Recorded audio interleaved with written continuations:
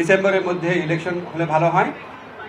এবং আমরা এখানে বলেছি এবং ওনারা বলেছেন যে এরকম আমাদের কথাবার্তার মধ্যে কিছু অস্পষ্টতা থাকে, কেউ কেউ আমাদের সরকারের কোনো কোনো উপদেষ্টা অন্যরকম কথা বলেন।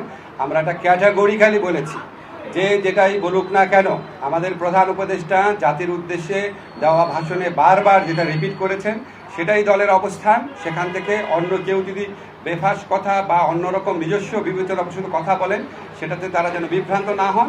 আমাদের প্রধান উপদেষ্টা ডক্টর মোহাম্মদ ইউনূস উনি প্রথম থেকেই বলেছেন ডিসেম্বর থেকে জুন। আজকে আলোচনায় আমরা কয়েকটা বিষয় স্পষ্ট করেছি, সেটা আপনাদের বলি।